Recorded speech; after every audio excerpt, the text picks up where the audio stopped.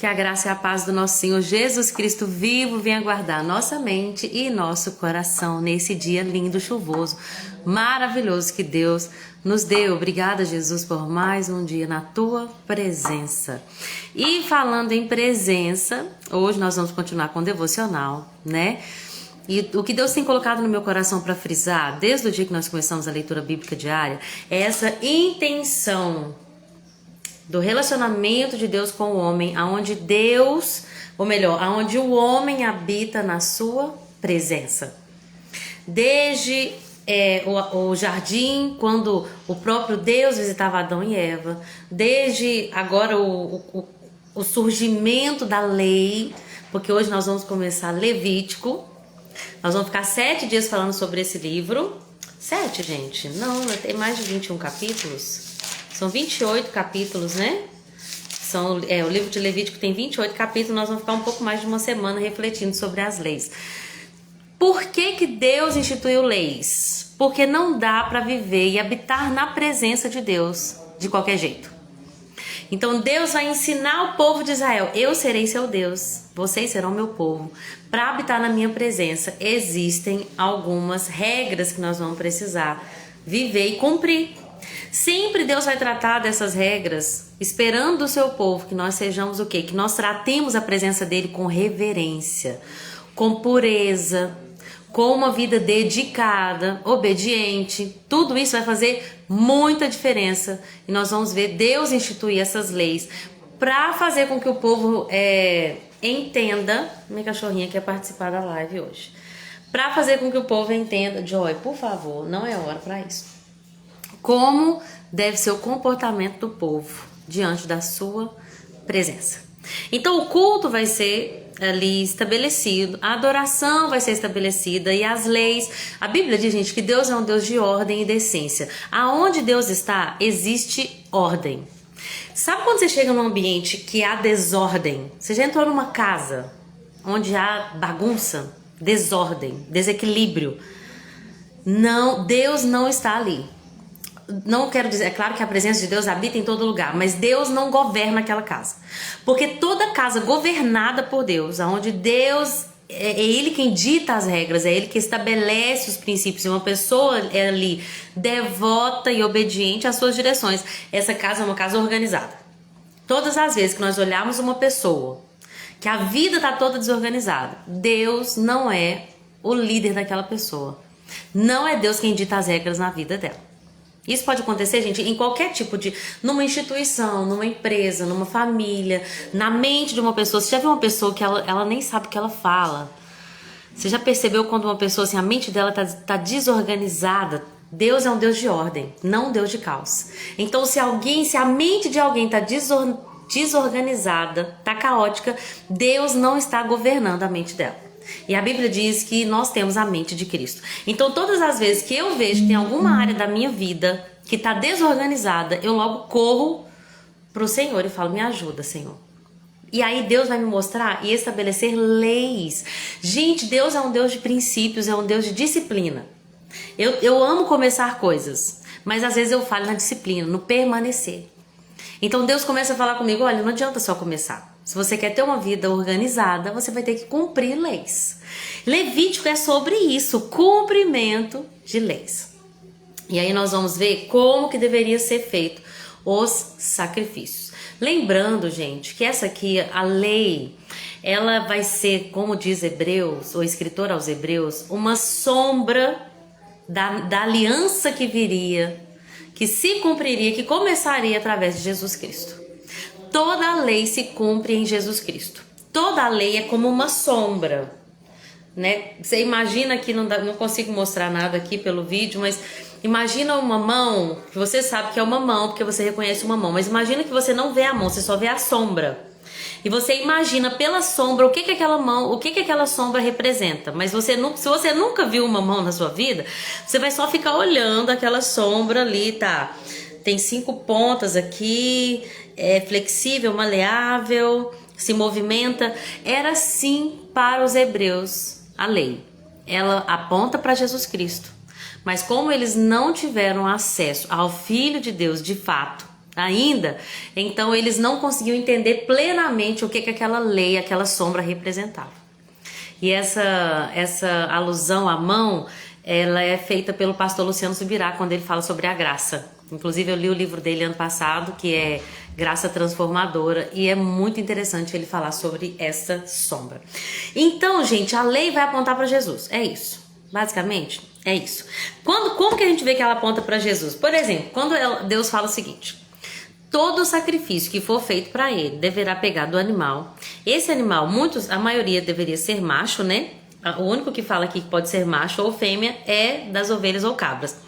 Mas aqui fala assim, ó: quando você pegar do gado, do holocausto, vamos falar do holocausto. Quando você for ofertar o holocausto pelo seu pecado, você pode pegar um rebanho do gado, de ovelha ou de cabra. Mas tem um detalhe: ele deve ser sem defeito. Primeiro detalhe: não adianta a gente fazer assim: eu tenho 100 ovelhas, tem uma ali que tá manca, tem uma ali que é manchada, não vou conseguir vender ela pelo mesmo preço mesmo, por um bom preço, vou pegar aquela ovelhinha e vou ofertar para Deus. Deus está estabelecendo nos primeiros versículos da lei: se você quer ofertar alguma coisa para Deus, não dê do resto, ofereça o sacrifício sem defeito.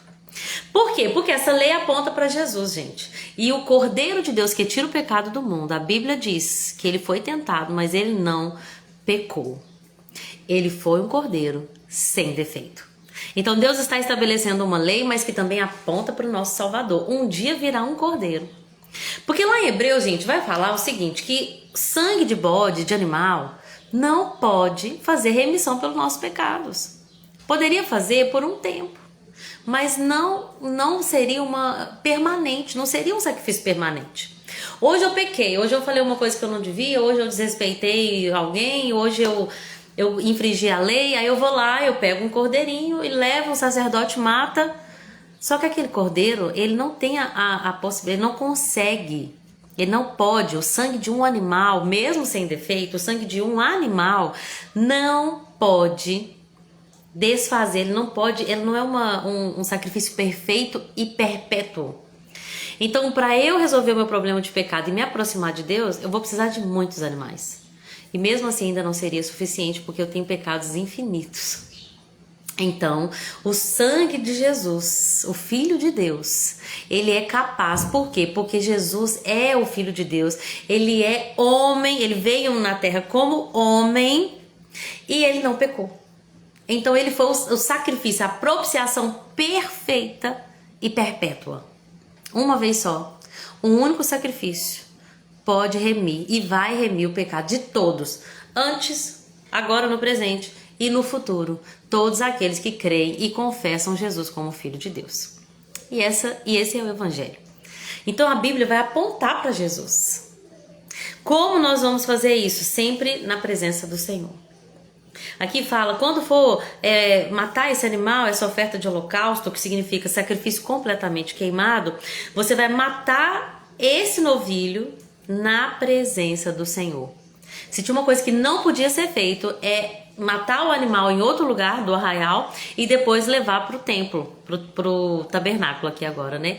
Não podia fazer isso. Você não pode matar o animal lá onde você vive, na sua terra, e depois levar onde está o tabernáculo, onde estava o templo.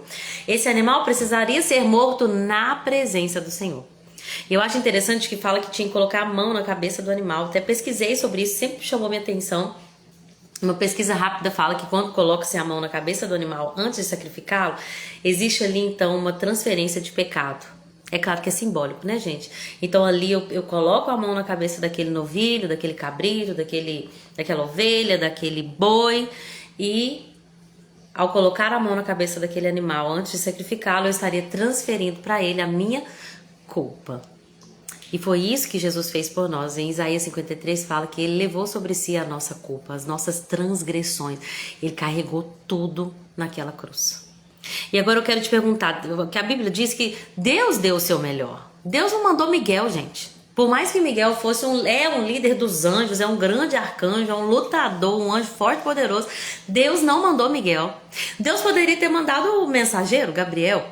Deus poderia ter mandado outro anjo, mas ele escolheu o melhor, o próprio Deus, o Filho de Deus, veio como homem e se entregou por mim e por você. Deus deu o melhor dele. Agora a pergunta para mim e para você é: será que nós temos oferecido para Deus o que é de melhor? Ou o resto? Gente, é uma tentação que a gente tem todos os dias. Todos os dias. Tem dia que eu falo: Senhor, renova minha aliança contigo hoje. E eu quero dizer, eu faço um compromisso com o Senhor que eu vou dar sempre o meu melhor. E no outro dia eu já estou sendo tentada a oferecer para Deus o resto. É todos os dias. É por isso que a Bíblia diz lá no final do capítulo 2 que todas as ofertas devem ter sal. Já estou pulando aqui algumas coisas, mas vamos lá. Todas as ofertas deveriam ter sal. E aí fala assim, tempere com sal todas as ofertas de cereal. Não deixe de usar o sal da aliança do seu Deus. O sal da aliança do seu Deus em todas as suas ofertas. E aí quando a gente pesquisa sobre o sal, principalmente naquela época, o principal uso do sal era para preservação. Não adianta eu ter uma aliança com Deus hoje e amanhã eu colocar Deus em último lugar no meu coração. Por mais que amanhã eu vou ser tentada a fazer isso. Todos os dias, gente, a gente é tentado a fazer isso. Entregar para Deus o resto, todos os dias. Ai, Senhor, hoje não, eu tô tão cansada de ser crente hoje. Hoje eu acho que eu vou, sabe? Vou escutar minha carne. Todas as nossas ofertas, todos os dias, nós temos que temperar a nossa aliança com sal. Sal significa preservar. O que eu comecei com Deus, quando eu fiz uma aliança com Ele, levantando a minha mão e entregando a minha vida para o Senhor Jesus, todos os dias, eu devo ofertar essa aliança com sal, ou seja, ela é uma aliança que permanece. O sal significa preservação. Eu preciso preservar essa aliança. É assim com o casal, gente. Se o casal não tiver tempo de intimidade, logo a aliança começa a ficar aqui, ó. Olha, cuidado. O próprio Paulo vai falar sobre isso. Você pode deixar de estar ali com seu marido, com a sua esposa, mas não faça isso se for de comum acordo, mas não faça por muito tempo, para que o inimigo não use essa fraqueza de vocês enquanto brecha, falando na minha versão aqui, Lorena atualizada. Por quê? Porque o casal precisa de tempo de intimidade para renovação da aliança. E é assim com Deus também. Nós precisamos sempre colocar sal nessa aliança, preservar aquilo que a gente disse ano passado. Não adianta, gente, a nossa entrega, a nossa oferta do passado não vale para hoje. Não vale para hoje, é todos os dias. Senhor, o que eu darei para ti hoje? Preservação da aliança. E aí nós vemos sobre o holocausto, que é uma oferta de pecado. E aí a gente vai ver que tem a oferta de manjares. E é sempre o melhor, gente. Vai oferecer para o Senhor um novilho. É do rebanho, oferta o melhor. Eu vou oferecer para o Senhor uma pomba. Não pode ser com defeito. Uma ave, poderia ser uma pomba ou aonde que é que eu vi aqui? Uma rolinha. Um pombinho ou uma rolinha. Mas não pode ter defeito. Eu vou oferecer para o Senhor uma oferta de manjares, comida. O que eu devo oferecer então? A melhor farinha, com o melhor azeite. Esse problema aconteceu lá com os filhos de Adão e Eva. Lembra? Abel ofertou ao Senhor, não foi errado. Ele quis dar uma coisa para Deus, gente, que coisa linda. Ofertou para Deus alguma coisa, só que ele não deu do melhor. Peraí, falei de Abel, desculpa. Caim não deu do melhor. Abel ofereceu do melhor do seu rebanho, das suas primícias. Ele ofereceu aquilo que ele tinha de primeiro, de mais importante e de melhor.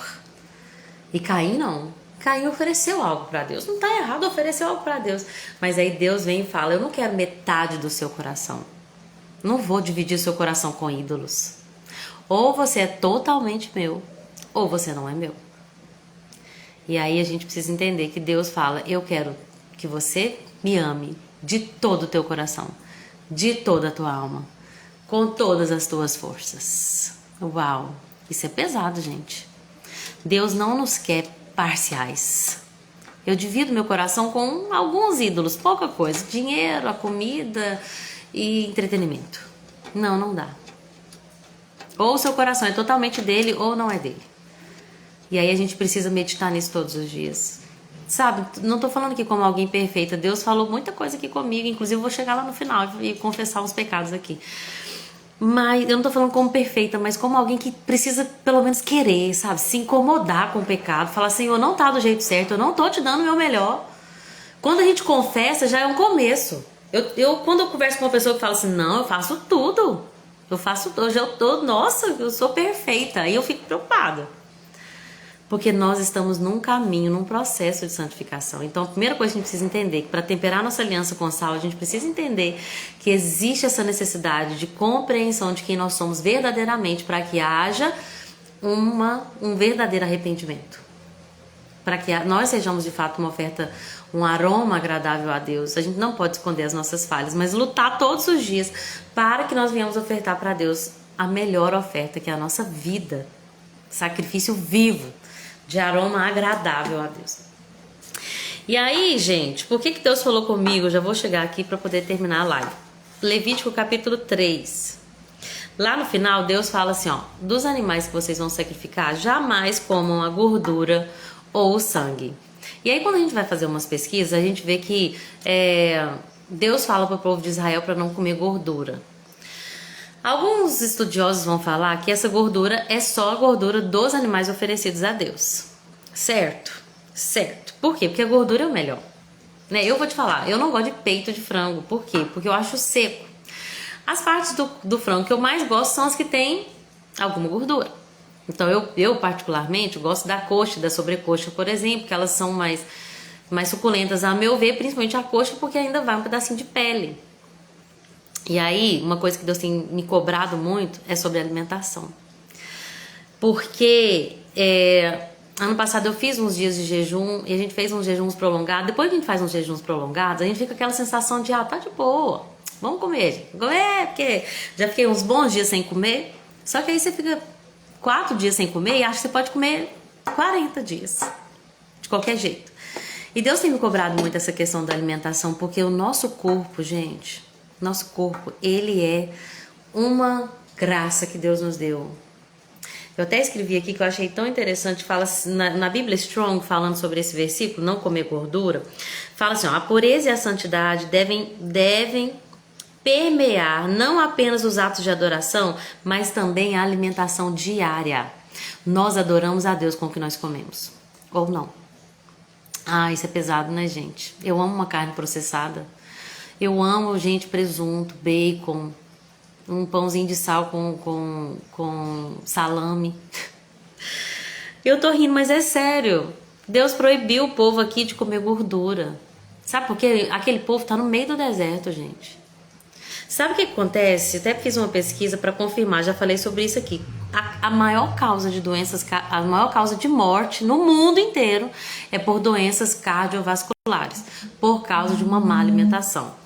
Por causa de quê, gente? Porque as pessoas não comem do jeito certo. Comem muita gordura saturada, principalmente a gordura saturada. Ela é a gordura que vem é uma gordura animal. Então até anotei aqui, a gordura saturada vem da carne, da pele de frango, de toucinho, de queijo, de manteiga, de requeijão, de iogurte. Cara, nós vemos, gente, quantas doenças têm sido...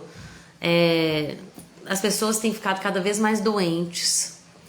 E às vezes é a nossa alimentação que está causando isso. Aí às vezes a gente fala, por que Deus proibiria alguém de comer algo? Porque Deus cuida de nós. Se eu deixar, os meus filhos tomam 2 litros de refrigerante. Se eu não falasse aqui, é 1 copo. E às vezes, quando eu não estou observando, a gente está na casa de alguém, conversando, conversa vai, conversa vem, eles pegam um copo, eles pegam outro, eles pegam outro, eles pegam outro. E a gente já tá careca de saber que o refrigerante é um alimento que faz muito mal.